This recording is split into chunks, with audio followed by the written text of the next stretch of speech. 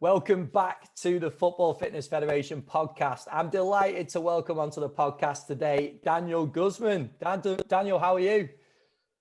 Good. Thanks for having me on, Ben. It's amazing to get you on, mate. I've just said to you, you're someone that I've wanted to get on for a long time. And I appreciate you giving up your time and coming onto the podcast. Yeah, no, I'm glad. Hopefully we can both enjoy some good weather during the podcast, right? We are currently battling in the UK. I've just said through a storm. So I'm hoping the signal holds up okay. Fingers crossed. The sun has just come out in some weird scenario, but yeah, hopefully it'll be okay. But I haven't said, Daniel, I'm sure a lot of people have seen some of your work, possibly follow you on social media. You are head performance coach at Los Angeles Football Club. But do you want to just take us through your story, your career so far, where you've been, the jobs you've had, and what's led you up to your current role? Yeah, for sure. Again, thanks for having me on. You put out great content, so I'm excited. It's fun for me to be here. So my journey to get to LAFC started when I worked for Athletes Performance, which is now Exos.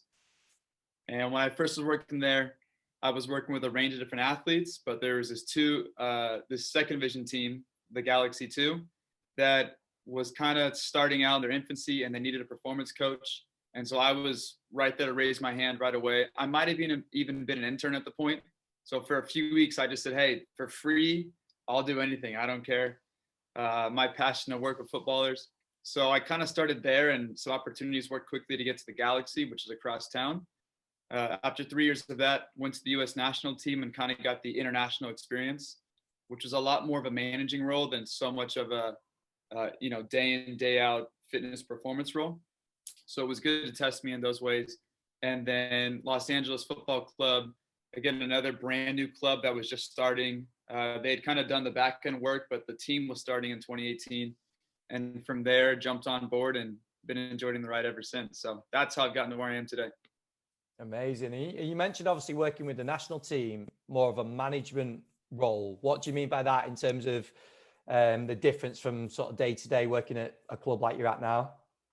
Yeah, when you're in a club, you're in almost every single day, and it's probably 11 months out of the year. And so you kind of get that time to, if you want, slowly work with that player, build that relationship every day, work with a range of players. But every single day, you're getting that constant interaction to progress a plan you're on or progress your relationship. And with a national team, you could have one camp that has 30 or so players, and then you wait a few months, and the next camp you have 50% of those players return and 50% are brand new. So you're kind of constantly trying to maintain this network around the world. And for me, it was with the US. So all these different Americans or potential candidates to play in the team, we had to kind of keep track of them and build relationships really, really quickly. Sometimes you only had a week and it just happened with injuries or with citizenship or something. We're going to bring in a new player and save a week to kind of build that relationship, which is pretty difficult. I don't think you can be really into a deep, meaningful relationship within a week, but there are some strategies we try to use to get to that point. But players are constantly moving around. So I felt more like my role was not to say, Ben, your player's coming in, I'm going to run them on my program. It was to say, okay, what are you doing as a practitioner? Because at home, at the club, that's really where they're getting all their load, their stuff they're comfortable with you as a practitioner. So my job is just to kind of let that keep running along. So when they come to me, whether we're going South America or somewhere in North America, wherever we're at, how can I just keep those programs running? And so it began this kind of complex nature of running 100 different programs. And I realized really early on, I cannot run 100 different programs at once. So I would just ask all the club coaches, hey, tell me a few things in the gym that's important to you that we can get. I'll make sure they get those in. And then in the field, here's what our training looks like. What's missing that you normally do in your training session? That way we don't just have these dips in load, or maybe your team's not a very high speed running team and we are at the national team, or vice versa. And so those things had to be figured out pretty quickly. That way players weren't being set back in a horrible space, and then the clubs were all frustrated. So I thought it was more of my role to be a manager rather than to be directing things day in, day out. Yeah, it's interesting because one thing we're going to talk about is human behavior. And I suppose relationships is a big part of that, and how you build relationships with players. But I suppose in that instance as well, because we've obviously had Steve Tashin on the podcast, and he spoke a little bit about his role and what he does with the national team. But I suppose in that circumstance, it's the relationship with the coaches at the club teams, and it's probably equally as important as with the players, isn't it? Because if you don't have that in place, you can't have those conversations to bounce those ideas or tap into their program to make the most out of the time the players spend with you. Yeah, exactly. It's that same way. I mean, as you know, the national team, we've got our head manager, assistant coaches, a goalkeeper coach, myself, we have a medical staff. And so you're trying to find your different pinpoints of, okay, at this club, I know this guy really well. And so let me be the one to kind of bridge that conversation and try and get an honest review of where he's at. Whereas it could be at a whole other club where I've never met anyone, but our medical staff might know someone there. And so we try and work those different ways. But you're right, you're trying to read at each club where they're at, what information they want to give. Because sometimes when it's what I found between a national team and a club team is that the truth is a club can feel sort of threatened that you're trying to do all this new stuff for their player, or your sole focus is, okay, national team, we have to win these tournaments and we've got to get in the World Cup, so it's important. And I think there's just got to be a sense of shared responsibility, and the practitioners themselves have to build trust a little bit as well, because you got to think, okay, if I take them on the national team and I get them injured, or I take them out of a good space of load that you feel is really good for them, well, then when they go back to your club, they're not going to perform. And vice versa, the club, if they're not performing, they're coming to us. So I think if you can kind of humble yourself and just say, hey, I don't own the player, you don't own the player. Let's just focus on what's best for them. Let's put them in the center. That's what really works out best. And then you're right, getting involved with the coaches. That's really, really important. They just want to know, are you going to keep my players safe so I can get them back on the weekend for a season game? And that's what you kind of have to give them the trust in yourself that you'll get them to that point. And I suppose in your role now, that's really, it will benefit you that you can understand that other side. So when coaches from national teams are getting in contact with yourself, you're obviously understanding their position a little bit more, and I suppose, understanding what information will benefit them as well. Yeah, of course. We got players going all across the world, especially being with a bigger name club. So it's been really cool to be on the other side, and I can kind of tell these performance coaches, I've been exactly where you are. I know how bad you need these points. So we have to try and find a way to work together. Here's what our player does really well, and here's the behaviors of your club that you guys really like to push. How can we kind of bridge that gap? And if we marry those together, the player will feel really well taken care of. So it's definitely a lot more phone calls. So from the national team standpoint, when I was in that role, or whoever's in that role now, you're on the phone all the time, or sending emails, or anything you can do to get in contact with those coaches. The players is a whole other story, because phone calls and emails don't always work. It's usually like Instagram DMs, or like I'll create a TikTok just to send them a note, anything to get interaction with some of these players. And that's how you have to go about it. But yeah, it's been good being on both sides. That way I can kind of bridge that gap, and at least our players feel really comfortable when they go to the national team, because I can say, hey, I've talked to this coach. I know exactly what they're going for. And instead of worrying about all this stuff you do here, let's just focus on these three things. If we can get those three things right, you're going to be in a good spot. And it simplifies the approach, I think, for both sides. Yeah, 100%. And you mentioned before about the approach you take with, or took even when you were in that role. Obviously, for a short period, you found some strategies that potentially work to not create relationships as well as when you're seeing someone every day, but maybe allowed you to be a little bit more impactful with that player. So it'd be great to get you to speak about maybe some of those things that you did in that situation, but then also what you do now with more time being spent with players, understanding the behaviors of each of the players and all the different personalities that are in the squad. Yeah. So the strategies I always like to tell people that I've realized now is that a lot of them are from university, but they're not from the classroom. They're from hanging out with your boys and inside the dorms, whatever it may be. So the strategies are also, for me, playing cards, playing any sort of app. It doesn't matter what game it is on iPhone, tablet.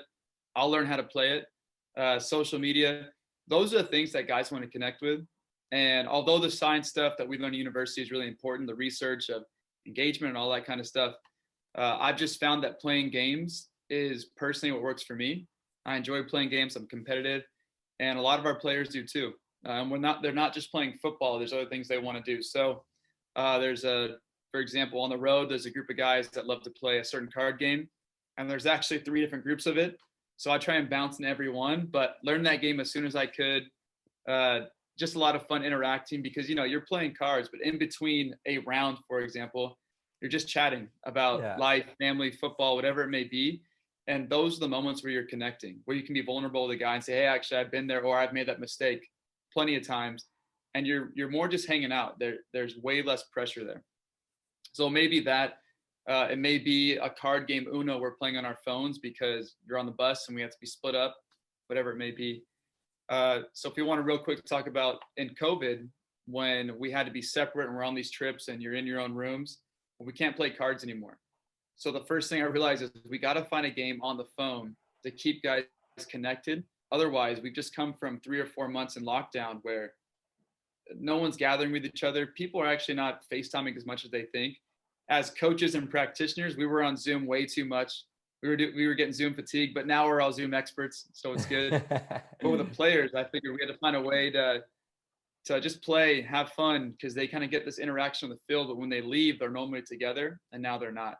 So for me, it's games, cards, chess, whatever. There's a fruit slicing game, I guess, that my kids were playing, so I was like, yeah, let's play that too. Whatever it takes to compete, that's what we do. So different strategies, like I said, from university, but not in the classroom. Yeah, I love that. I love that. It's a great bit of advice as well, because you see that on coaches. I'm sure many practitioners will relate to something that players are doing when they're traveling and getting involved. Like you said, you sort of drop in the guard down, aren't they, when they're in that situation?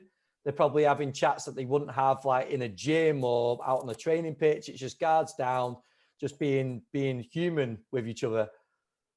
Yeah, no, of course. And I'm sure, as you know as well, we get a lot of those performance coaches. We get those conversations a lot. And then we want to talk about the rehab side when it's one-on-one. Those conversations are kind of on hyperdrive. You're always getting those, and you can really build a relationship because you're in it with the guy day in and day out. But on some of these road trips or especially during COVID, you got to find other ways to engage the whole team, bring guys together in group chats. That's I think that's an important part that hopefully people took advantage of last year. And I was going to ask as well, not to put a sort of negative on things, but where do you think we fall down in strength and conditioning, sports science, in terms of understanding human behavior? Like where is it you think we could probably get better? Yeah, I think I can speak to this because I fall down all the time. So I can just tell you kind of some of the mistakes that I've made in the past, and I've had good people in my life that have kind of taught me, here's how to try and stay on the path that's really going to lead you the right way.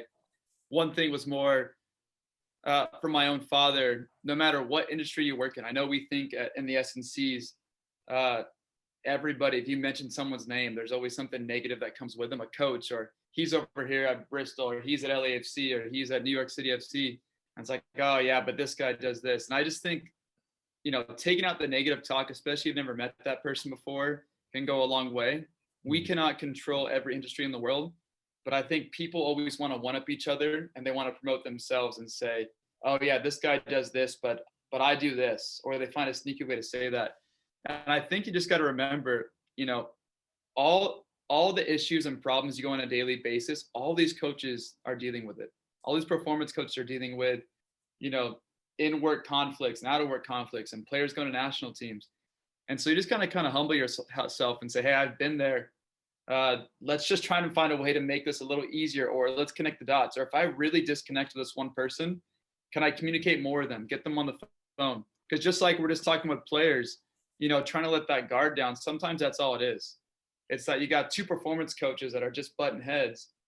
And it's like, number one, I bet if we went on and had a beer or had a drink and some food, that would immediately come down. Yeah. But we try and promote ourselves so that our athletes think, oh, we're better than the national team, but the national team thinks, no, we're better than them. And it's just, let's just drop that off. So that's just on the coaching side.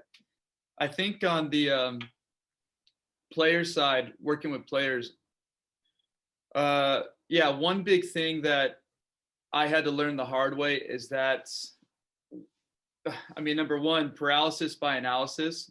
That's probably my biggest fears, because I never want to lead an athlete in the wrong direction. And so you start reading these research papers and you're like, oh my gosh, this paper is saying that these athletes are doing 3x10 Nordics every single week, and my athletes only do 2x3. They're only doing 6 reps. What am I going to do? And then you realize, okay, that's more of a different athlete, right? That might be AFL or rugby. And so they can tolerate some of those loads, and they're, what their game demands might be different than ours. So stuff like that, where I just had to calm myself down and say, okay, what practically is happening, not just in this sport, but within our team. Okay, within our team, we've got some experience with Nordics, so we can do some. And here's kind of the volume that we've found that gets the benefit. But then guys don't feel like they're really overreaching every week, and so they're always sore, whatever it may be. And so we find a balance there. And I think taking that approach across everything we do. So for me, it's obviously pre-training prep, the warm-up, maybe a conditioning drill that's specific to the team and the way that we play, the strength work, and then something in recovery. How can I take those things and break down and say, okay, here's what the research says, here's what actually works in our setting, and then we're going to try and find a good merriment between there. And the last thing there in the research is, I think when we talk to each other, we like to discuss these papers that we read, and these people do such good work.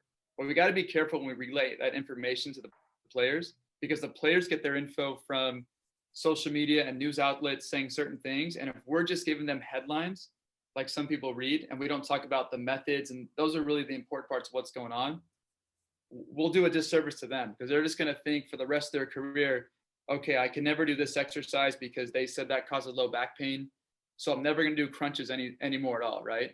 Well, we want to learn how to teach and organize our spine and different movements, because that's what the field demands and stuff like that. But if we just hear no crunches ever, okay, well, they're going to be afraid, or they're not going to experience all these different things that we can do. So I think it's really important not to give headlines to our players. And if you want to talk about some of those papers and what's going on, to get a little bit deeper with them. I think that's a great point. I think as well, just going back a little bit, when you're talking about paralysis by analysis, that every coach is going to have suffered that at some point, aren't they? And like you say, seeing little snapshots of what other coaches are doing, thinking, oh my God, I need to do that tomorrow. We need to get my players doing that. But at that point, I was going to try and tie in networking here as well.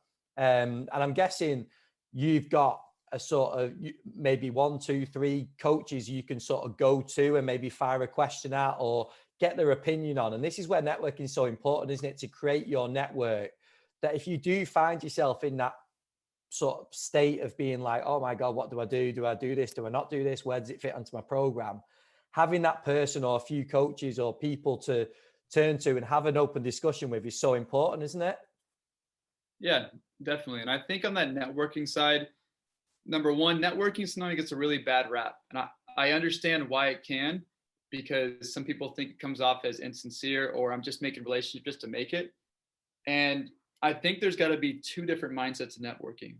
The first one is the amount of people that you connect with. Not that you know on a really deep level and you know their life story, but just a group of people that you connect with. Because like you said, at some point, maybe you and your family come to America, and I know this isn't true, but the only person you know is me. And so like, okay, I don't know Daniel really, really well, but I met him that one time. And maybe I can reach out to him and say, hey, can you help me with this? Or you can put me in contact. And I think there's that type of networking where you're in that one scenario and you can just literally say, mate, I only know you as this one person in this part of the world. Can you help me out and give me some insights? And then there's a networking where you say, okay, this person maybe is where I aspire to be, or it's someone that I really respect how they've dealt with these situations. I want to get to know them better if they're open to kind of building that relationship. And so there's 2 different points. And I think the first thing is to not downplay the value of the amount of people, although probably the quality of that relationship is what's the most important thing. So I think that's an important one. And kind of like you said, finding people that have been in certain situations that you maybe can give them value, or you can receive value back, whatever it may be. There's a mutual benefit there. That stuff's really important. I've got a few people like that in my life that are not just in football, but are in other sports or in other industries that have really been good go-tos for me in certain situations where I just say, man, we've been in this slump, or, sometimes an athlete gets injured and you feel personally responsible. And so that really is really hurting how you periodize and you're being way too safe, and you got to get out of your own head and step away and say, okay, what have you done in this scenario? How can I kind of get back into it? Or here's what I'm struggling with. I think that's really important. Yeah, that's a great point, actually, because we've spoke about levels of networking before, but I love the way you've summed that up, because it is really important, isn't it, to have the big network, like you say, that you could reach out and you sort of know of people and be aware of what's going on and who's at what club and all that sort of stuff. But then you're right, like that close circle that everyone's probably got in different ways, shapes, or form. That's the important side, isn't it? They're the ones that you can have those deep discussions with. And at those times as well, like we spoke about, when you're overanalyzing things, when you're probably confusing yourself a little bit, that's the time that you can turn to that group of or person and have that conversation that maybe just gets your head back in the right place. Yeah, of course. And on that same point, even the person that you're close with, they might not have the answer, but then they might have a network and they say, hey, I know this guy, you don't know him, but I can connect you with him, or this woman over here, she does really, really great work. I think you guys could connect together. For me, that's actually my favorite part, is when I can meet with someone and say, hey, actually, I can connect you with this person. And so now we have a little triangle relationship here and just making different connections. I think that's, I don't know if you want to call it a gift or a passion or what, but I just find a lot of joy in connecting other people, especially coaches, when I just say, hey, look, I don't know the answer. I don't want to have all the answers, but you can connect with this guy in Australia. They do really good work there. I know he'd be glad to help you. And then you just start making those connections there.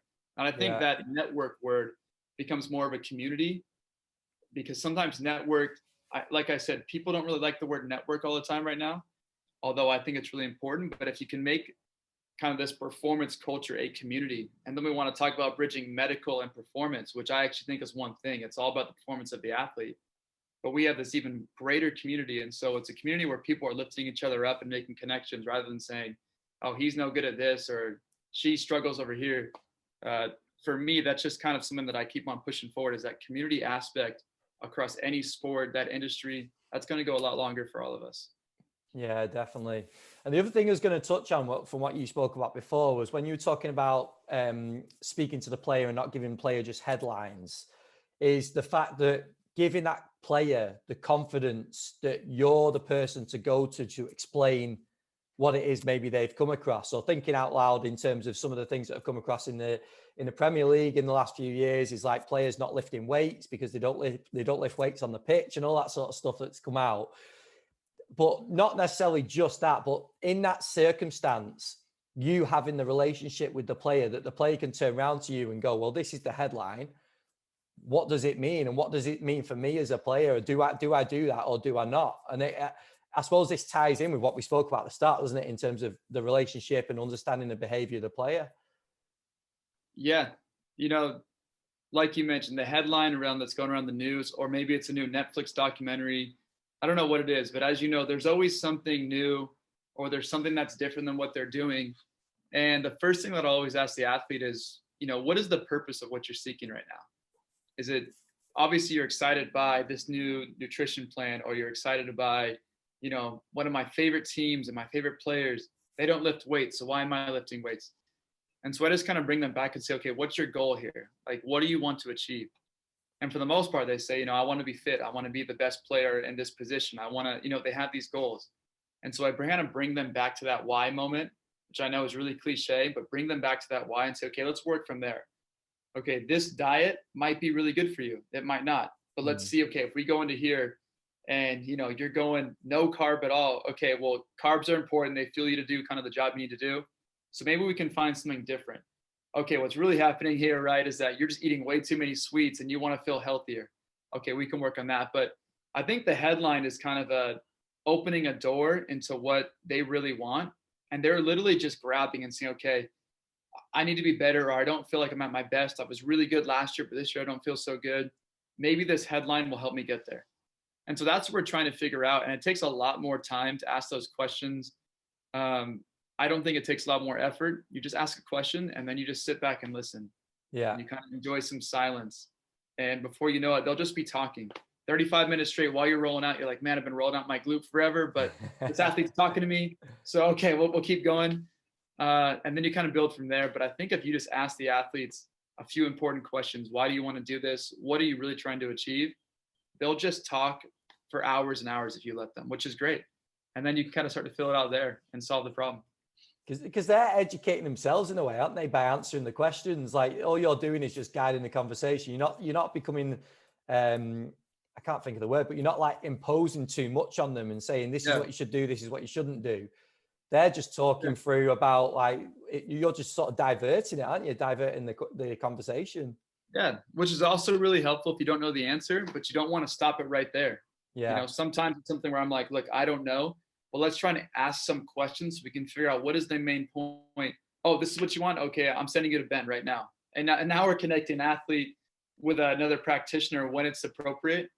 But I think that part's important too. Just trying to figure, okay, what are we trying to get to? That way you don't just send them off somewhere and they're still at, you know, level one of what they're trying to solve. You got to try and work through them there. Definitely. Now, there's not many social media accounts that I follow that really make me think and sort of stop and take note as soon as something's posted. And I'm not just saying this because you're on the podcast, but yours is definitely one of them, especially on Twitter. Some of the tweets, honestly, I find myself scrolling through, and then when I see your tweets, I'm like, right, I've got to read this, and I've got to focus when I'm reading it, because I think the stuff you put out is great, but I think it just gets people thinking.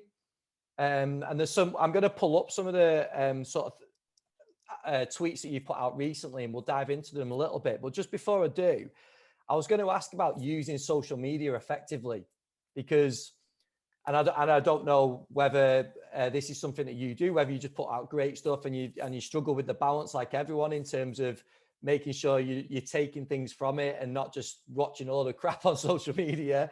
But what's your views on that? Because I'm sure there's a lot of people that waste a lot of time on social media, not taking too much from it, or when they're posting stuff, it's not as probably as powerful as it could be. But I thought it'd be great to sort of delve into this with yourself. Yeah, I'll start by saying that I think social media is still at this point undervalued, underappreciated. I think it's really misunderstood by a lot of people. At the same point, I do think it is abused and it is kind of gone after in the wrong way still. So you have to acknowledge that point. But I was for sure one of the people in the beginning that, you know, started Twitter when I got out of college, and I had no idea. I was like, what am I going to talk about? And what's the point of this? But there was so much information, and I was like, okay, this gives me all this info right away. I don't have to wait for the news to come on, right? If I don't have time for that, I can set these little alerts. And it was more of me understanding information and honestly having fun with my friends saying, I want to tweet this out. And then you realize, okay, at some point I'm going to get into a professional job, which happened pretty quick for me. And the things that I say can affect other people. Okay, so now I'm like in fear mode. I don't want to post anything unless it's of this. And, you know, again, paralysis by analysis. And I just got to a point where I thought about in anything in my life, what is the purpose of me doing that thing? Especially now that I have kids, they are everything to me. And so I don't want to waste time, like you said. And when it came to social media, I thought I want to have a social media account that gives value to other people. So the words that I say truly mean something. And whatever's coming out of my mouth is actually how I feel. And at the same point, I don't want to be afraid to post something because of a negative review or people disagreeing or whatever it may be, or someone that I look up to, maybe they read it and they think, oh, he's not that smart. And I just thought, you know, the purpose is to provide value. So if I believe in it and I think it's honest and I think there's going to be value for some coach out there, that's what I'm going to post about. And that's what I've tried to make my Twitter about over the past few years. The past few months I've taken a break because of some family stuff, but that's what I really want to make it about, so that if an athlete, a coach, my mom, you know, there's consistency in that. And so when I tweet something, people either have to think a little bit about, okay, you know, why is he saying that from the place that he's at? Or yeah, okay, that kind of helps me bring me back down. Remember, like, okay, I'm just dealing with people here. You know, it's just a person. This isn't research subject number 12. This is a person with a first and last name and a family and beliefs and all that kind of thing.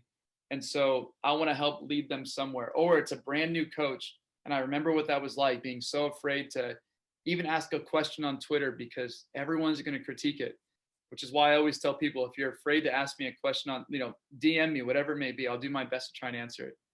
But it was honestly from a place to say, how can I provide the most value and help people who have been in my position, or even for myself, when I ask a question to somebody, I'd like the same kind of position to be reciprocated. And if it's not, I can't control them. But I'm not going to live in fear anymore. I'm just going to post what I want to post as long as it's appropriate for me and for the club that I represent. And then we're going to go from there. Yeah, and I think that's something that I massively take away from your Twitter is it definitely gets me thinking all the time, but in a really good way, like sort of thinking about how we do things, why we do things. And I think that's what social media should be about, is not just agreeing with everyone, but also putting things out to get people thinking.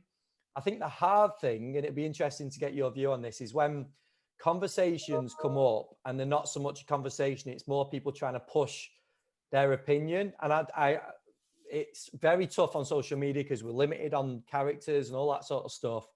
But how do you find that when you're getting more of a conversation that might be turning more into possibly an argument on something or a disagreement? Is that something you've experienced? And also, how have you sort of dealt with that? I've experienced it. I think my route is that I tend to back off a little bit. What I tell myself is when I see a situation heating it up, especially on social media, is be slow to speak, in this case to type, but basically slow to respond. Be quick to listen. So don't feel the need, oh, they didn't respond in the past 35 minutes. Be really quick to listen and see what are they trying to say here. And like you said, sometimes it's just they're going to push their own agenda. And so at that point, you say, okay, if that's what I think it is, hey, I'd be glad to talk more offline. I don't agree, but obviously there's a bunch of people, or maybe it's not a lot of people, but there's somewhat, even if it's one person, watching to see how do you respond to that. And the last thing you want to do is let your emotions take head and say, oh, you're making me look bad from all these people. No, you're not. This is in your own head. Okay, I'm having a conversation, a disagreement with someone. Probably best to have this offline or be more beneficial. Or let's make it a live Zoom chat, something like that. If you really want to interact and talk through it. For me, my goal is to provide value, and getting into arguments is not going to provide value. But if someone believes that they know the answer so well, I'm not the smartest guy in the world. Maybe they know everything. They know all the answers. But the people that I also want to interact with are people that are open to learning and to figure out new things. So I think at some point you have to quickly realize the conversation is not going to be valuable moving forward in this setting. Because like you said, there are limits to this communication where right now you and I can just talk freely. Mm-hmm. So when that's the case, don't feel like you need to defend your honor or defend whatever it may be. Or if they take it a step far, if they get a jab in, let them have the jab. If they get two in, honestly, do not respond. Let them keep jabbing. And then you just got to either talk offline or just say, okay, that's it. You don't have to block them. You can if you want. There's nothing wrong with that. But you don't have to say, oh, forget that person. Again, you don't know what they might have gone through something horrible that day, and they're just happen to unload onto you on social media, which isn't right. But they're going to do that. And you just got to say, I used to think my whole life is going to be determined based on how I respond or letting this person come after me. I've got to defend myself. I'm telling you, you do not have to defend yourself. No. Just let it be, let it cool off. And usually that fixes a lot of things. Great advice. Really, really good advice. And I think as well, if people are truly getting involved in the conversation to, and we can disagree, can't we? Like, it's not a bad thing to disagree with someone, but if they do sincerely want a conversation, they will do exactly what you said. They'll either pick the phone up, they'll come onto a Zoom call. And I know coaches that have done it, and it's great because that opens up conversations and gets them questioning things, but in a way that's like, if we disagreed on something now, it would be a lot easier to have a conversation about it than it would on Twitter. And it might seem that I'm being aggressive with a tweet or something like that. Whereas I think it's very important to get into those discussions about things because it improves what we do. But at the same time, I think you're dead right. I think if someone's trying to push their agenda or they won't agree to having a conversation, it is time just to back off and step away. Yeah, I think that's got to be the path to go. I think it's definitely not easy, especially if someone's coming on really hard. But just take a step back. It's not the end of the world. Breathe a little bit, figure out, why am I in this conversation in the first place? How did I get down this rabbit hole? And if someone that you look up to or even a buddy gets involved in that, you don't have to go to bat for them on social media. Just give them a call and say, hey, I've had a buddy do this. They're like, just step away. Like there's no reason to do that. And I think that's valuable too. is like we talked about community, giving someone a call or a text and saying, I know it sounds ridiculous, but I saw this on social media. Just let it go, man. Like, Yeah. it's not worth it. Like, we'll move forward. The whole point of your original tweet was this. If that got misunderstood, which is a whole other point, apologize and say, okay, I did not mean to take it that way. I'm sorry, I messed up. Very few people in the world want to admit they're wrong when they're on social media because they feel like everyone's looking. It's one of the best things you can do is say, yeah, I messed up. I was wrong. Let's move forward.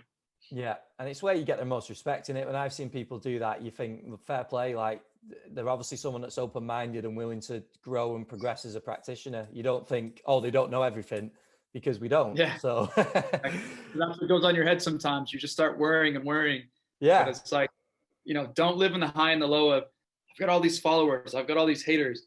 Just live in between. Live right in between, where it's like, here's my value. I'm going to be focused on that.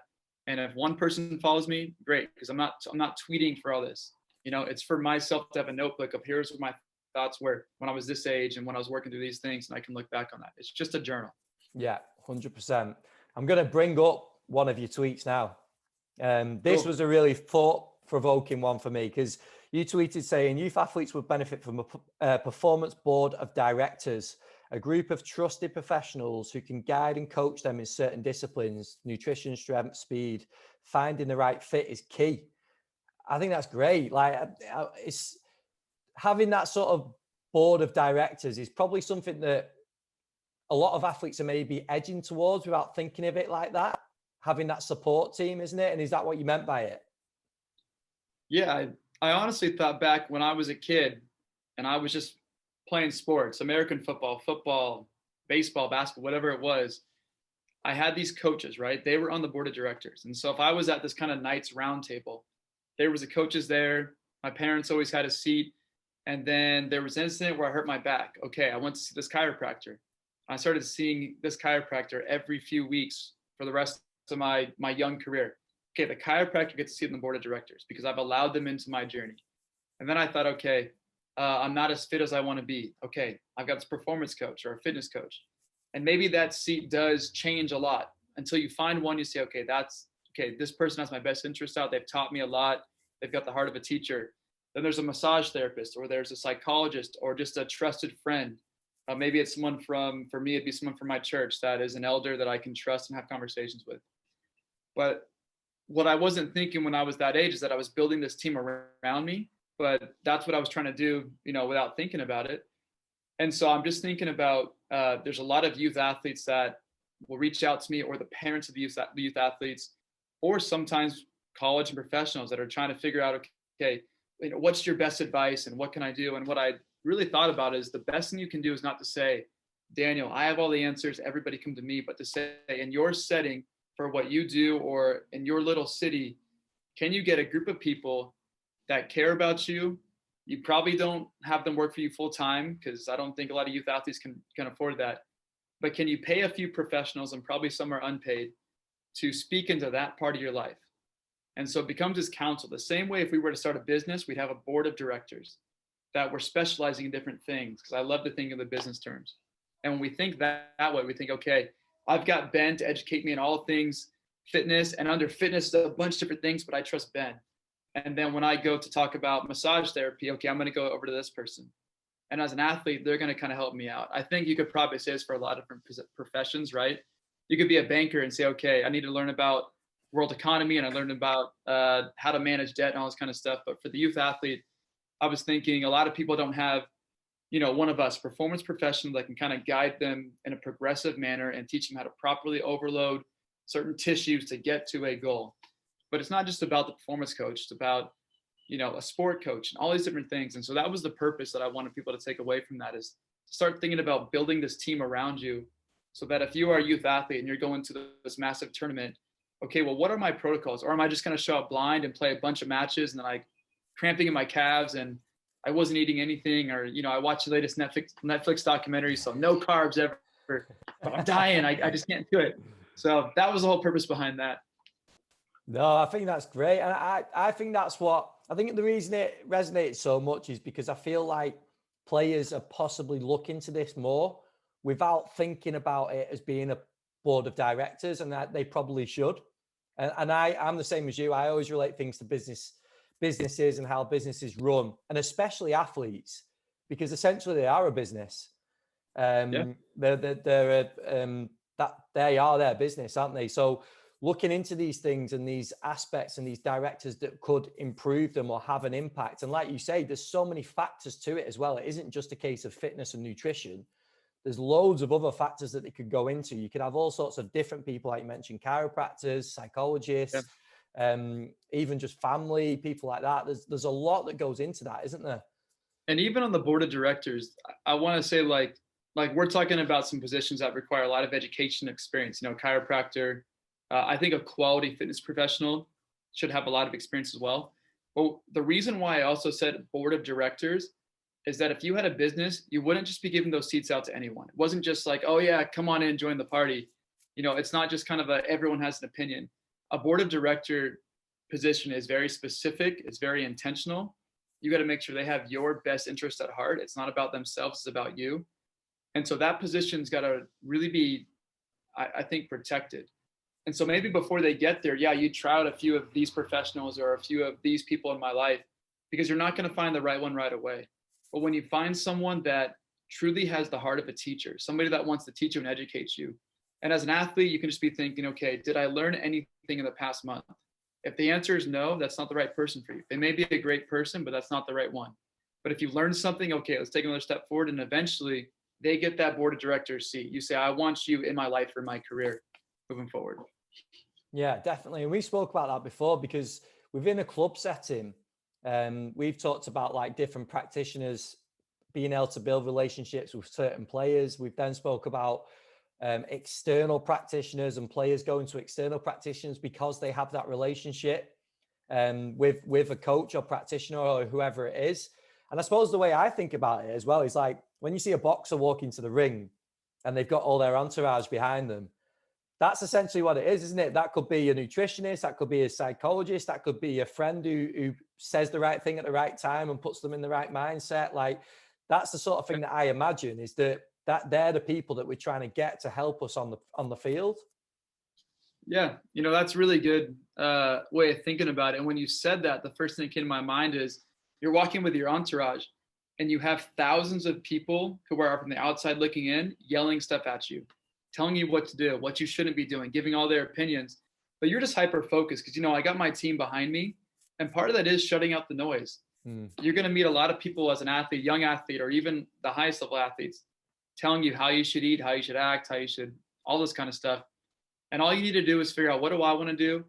What are the people in my life speaking into me, my entourage? Because as I walk to that ring, once I'm in the ring, it's just me. It's me and the competitor, right? And if I listen to everyone that's saying, you're horrible, you're weak, you got to do this, you know, it's not going to be a good mindset. So that's a great way to put it. I love that. People probably throwing stuff at you too while you're walking down the tunnel. yeah, but it's true, isn't it? Like you say, that's it's an analogy of a professional, especially if we're taking a professional player in the spotlight, like in the MLS or the Premier League. Like these are people in the spotlight that are going to get these things thrown at them, and they have to have that support around them. I suppose this ties quite nicely into the final bit I was going to touch into, and this is reverting back into sort of the club setting a little bit more, is another tweet that you put on that I loved was about intentional focus. So it's like where we focus with our players to improve them. And I don't know if you could speak on that a little bit in terms of what you meant and what your thoughts were around intentional focus. Yeah, again, thinking, you know, whether you're a young coach, you're in kind of your, whatever you want to call it, you have some experience. I kept on thinking, okay, for us as coaches, we are still reading research papers or having conversations or seeing online, truly here's something new that this movement is helping this practitioner get this result. And so our focus, at least for me, I'm thinking a bunch of different things all at once. What can I take away? What can I use? And I thought about, okay, the athletes are doing the same things. The athletes are constantly getting these external views or opinions.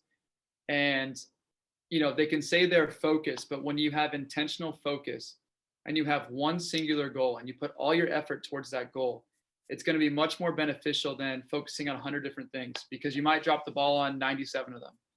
And so as a coach, can I come alongside you and say, okay, here, what's your goals? And they give me 10 different goals.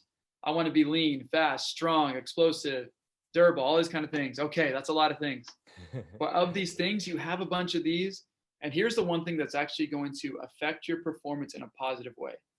So for the next 6-week block, can we have like true intention on this one thing? Okay, so then you have this general view, right? We have intentional focus on we want to get stronger. Great. Okay, well, we're in the session now. You just came off the pitch. We're going to go into the weight room. We're going to get stronger. Okay, here's your main movements. Let's say it's a rear foot elevated split squat. First thing you say to me is, coach, I'm tired. Okay, well, are you tired because you need more time to recover from the session? Or are you saying like, I'm tired because I don't really want to lift the weights today, which does happen quite a bit. And so then you come back to maybe some hard numbers and say, okay, here's your goal. Your goal is to get to 1 times your body weight because we believe on the force plate, it'll produce this result and it'll help positive effect on the field. But last week, you were lifting 60 pounds total. Okay, we want to get a little bit more. So if you're going to go grab those pink dumbbells that weigh 10 pounds, we're not going to get there. So how can we push in the right ways? And sometimes, it's not the week to push, but we have an intentional goal. And the only way we're going to get there is by taking this step and this step. Because remember, the goal is strength. And if the goal is strength, you have to apply more load to the tissue. Tissues won't adapt if we're not going to challenge them or overload them from time to time. And so I think that helps bring that back. So when I ask the athlete, hey, what's your intentional focus? Like, oh, good mindset. That's my intentional focus. Okay, everything we do is for you to be in a good mindset right now.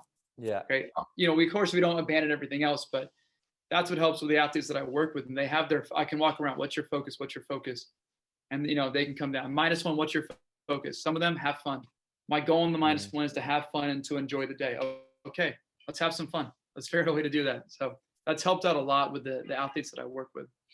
And that helps too, because another thing we talk about a lot is managing individuals within team environments. And that very much does that, doesn't it? Because it makes that sort of personal approach and also gives you something to focus on with that player as well. You know that what each player is trying to work towards. Yeah, no, I think so. Because obviously there's the team goal to win games. Yeah. Or there might be a team goal, we have a midweek match. So how do we recover from Sunday to Wednesday? But then as an individual, your goal might be, you want to feel like it's specific to you. I made this mistake way too much when I was younger. It was that, here's the team goal. It's all about the team. Yes, that's important. But you have individuals that care about specific things as well that they want to achieve. And that's okay. So, okay, as long as it's still aligning with a team goal, how can we still get to your goal to come into that approach? I try and think of like a streams to river. Like you have the team goal, which is the main river, but you have streams that we need to connect to those goals. And they're all going to the same body of water. But how can we get your stream to connect to the river, which is going to go out to, my geography is not the best, but what body of water is that river going to, right? Yeah. And so that streams to river approach can kind of come into one and kind of keep everyone on the same path. So sorry about all the analogies. I love thinking in these ways I love it. To put into the best perspective. Yeah, no, it makes complete sense. And it's something that we've touched on a lot. And it's a tough thing, isn't it? Because you've got a lot of different individuals within that team environment. But I think there's been some great advice in this podcast for how to manage those different people, different personalities, different behaviors of people. If you don't mind, we'll move it on to some of the questions that we have on the end of the podcast. I used to call it the quick fire, but I don't like it to be too quick because I think some of these are great to dive into as well. So I need to change this section. Great marketing. Just I love it. Yeah. At the end. The first one, which I'm intrigued to hear about, is who were some of the biggest influences on your career so far? Yeah, the first one obviously isn't professional, but I always have to say my father and mother. They kind of gave me the values of no matter what job you do, here's kind of the things I want you to push forward. So for me, that was a work ethic. That was knowing my identity, who I am as a person, because that's ultimately going to help me avoid copying other people and like not being something that I am, so authentic to myself. So always my parents. And then as far as professionals, I had performance coach when I was at Exos, Chang Lee, who was really influential because he worked with a lot of baseball players in the MLB, and then he worked with a lot of golfers at Exos, and then he could basically work with everyone. And I would ask him, how do you get sport specific? I hear this all the time, sport specific. And he would say, I talk to sport coaches and I watch film. And I thought, man, I'm always like just in the weight room or like, how can I get someone faster? but just watch the game. Or like you were an athlete, like remember how you did it and try and figure that out from there. So that was an important one. And then a friend of mine, Scott Peary, who has worked in football leagues all around the world, currently in Turkey at Galatasaray, just his experience of being international in the club setting and the national team setting. He's been in Brazil. He's been in all these crazy places, been in the Premier League. It's just been a good resource for me to learn different environments. And for him, he would always say, you have to be adaptable. You're going into a new environment and you're going to feel kind of, maybe tense, or you kind of question yourself. And he's like, I just know who I am. Here's my job, connect with people and get them better. So those are just a few. Amazing. Next one. What would you say your biggest strength is as a practitioner? Yeah, I would say because I know who I am and who I want to be, my biggest strength would probably be connecting with individuals in a positive manner. I am naturally an optimist. And so that can be tough in a team setting sometimes because you don't win every single match. You don't even lose. Sometimes you just tie. You have to figure that out. And so I used to be afraid of my over optimism all the time. Could it be unrealistic? Does it feel disconnected? But I felt kind of that's my value, and that's kind of what God has given to me to use as utility to reach people. I think also understanding that my role is not the most important role in the world. I don't think anyone's role is. I think it's a utility that you use to connect people, or at least that's what it is for me. If I wasn't doing S&C, I would do something else to connect to people. So the weight room is just a device to get to people to help them get better. And thankfully, I have a passion in S&C that I can kind of learn, okay, how do I manipulate these different biomechanical or physiological properties to help to get to the heart of what that person needs. And I'm more of just a servant. How can I help you get to where you want to be and serve you? Brilliant. And then what about CPD? So is there anything that stands out for you that you've possibly done recently? Any research that you've read, webinars you've watched, courses you've done? Is there anything that you sort of direct people to and say, you need to go and check this out? You know what? The CPD I would offer probably doesn't have a lot to do with the technicals of strength and conditioning. I always tell people like CPD, I think for our profession has got to be about understanding money, finances, understanding debt. I don't think a lot of people understand debt when they come out of university, especially in America. You're just taught to take on debt. And the best thing that my wife and I ever did was, as soon as we got married at a very young age, eliminate all of our debt. Try not to live off consumer debt, no student loans. The mortgage is a whole different one because that's a pretty massive undertaking. But if you can understand how money works, I think some people feel limited by the decisions they make professionally. Oh, I can't go there because it's a little bit of a step down. But if you don't have to worry about your debt as much, and you could say, you know what, but that performance director is going to get me to where I want to be. Yeah. And so it's not just, we can talk about low pay all we want, but sometimes as a younger coach, you're just saying, if I work with that person, I think they've got a good heart and they can teach me so much. It's not the pay I want to be at, but it might be good for a few years. And it might be kind of this roller coaster to where I want to get to. So yeah, there's a lot of good CPD out there. I would just say, if you can find stuff that talks about money and finances and people that actually know it, that's a whole separate passion of mine that I love to talk about, but that's one. And then I think quality people out there, Jay DeMeo, a friend in the US, has some great content out there. Not just because I'm on your podcast, but I think the Football Fitness Federation has so much good stuff that you can look back from years on. I mean, people that you think that you can never actually meet in person, but you've had the opportunity to talk to them, and then everyone else can just kind of listen in. I think it's one of the coolest things about our industry is about how people have these podcasts and kind of live chats. So I would think find people that you enjoy listening to, because if you don't enjoy, you probably won't stick to it. But there's a little CPD for you. Amazing. Great advice as well on the financial side. I think that's that's something that I think in the UK, I don't know what it's like in the US so much, but people get a bit scared of speaking about money sometimes. And I think it's important, like you said, if it's influencing our decisions on what jobs we're seeking, if it's the first thing that we're looking for, one of the first things we're looking for, if we could remove that or make it not as much an issue by managing our money better, I think it's a great point. I think that's such good advice for practitioners of at all different stages in the career.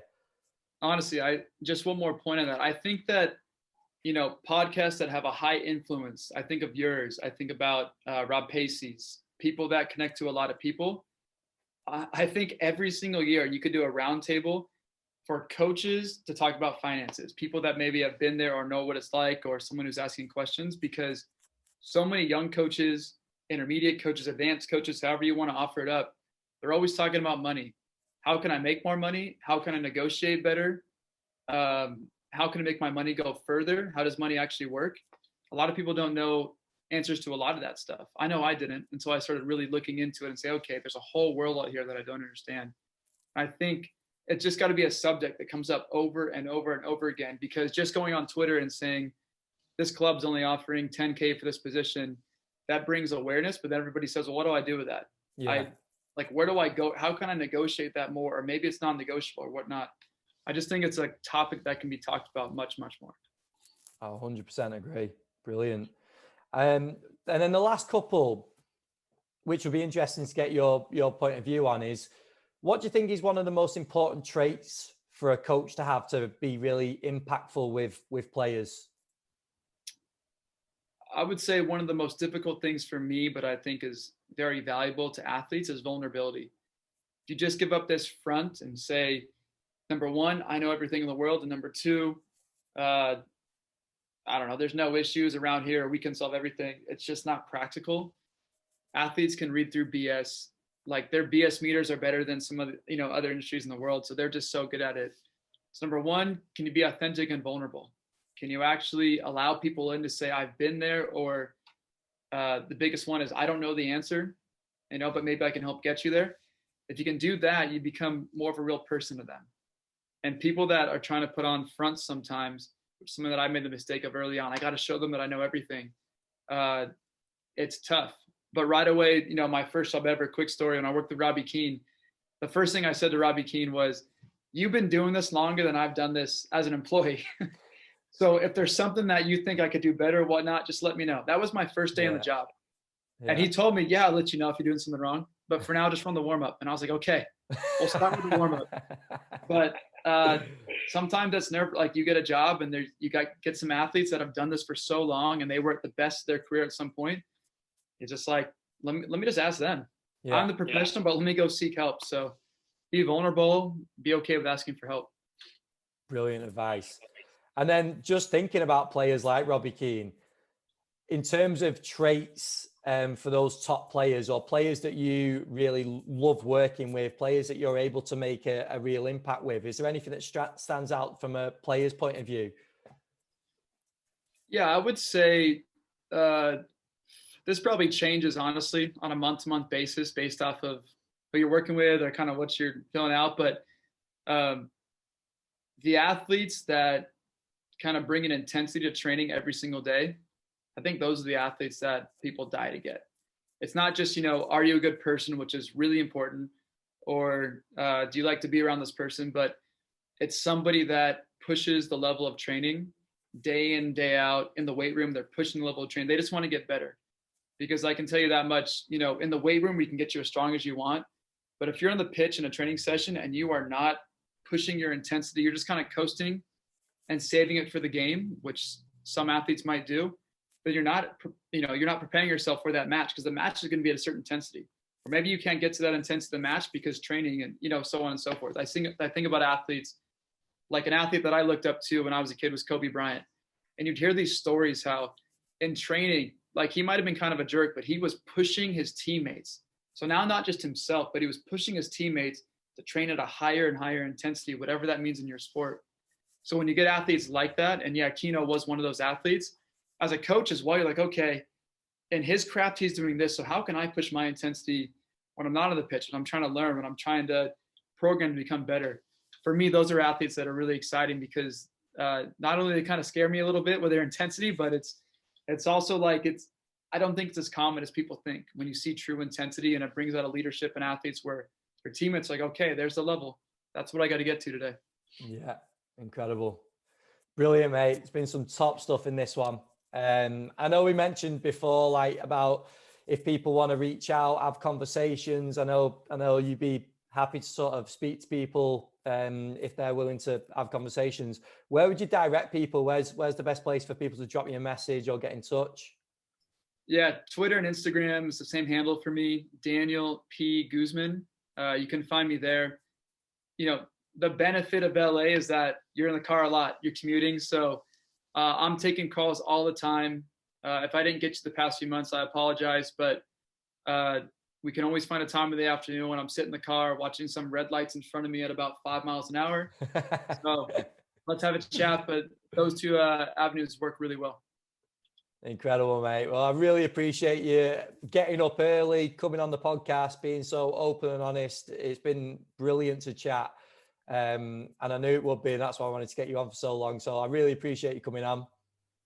Yeah, Ben, thank you so much. Anyone that listens, truly, if you can mention Ben's podcast, the people that do this job, which is volunteer, and they're just putting on information, I know it does mean a lot when you leave a good review and you can retweet it and whatever it means, give exposure. That's how you can kind of say thank you to Ben. So just for me to Ben, thank you. Yeah, I hope this gave a lot of value to your listeners. Brilliant. Thank you, Daniel. Thanks a lot. Appreciate it.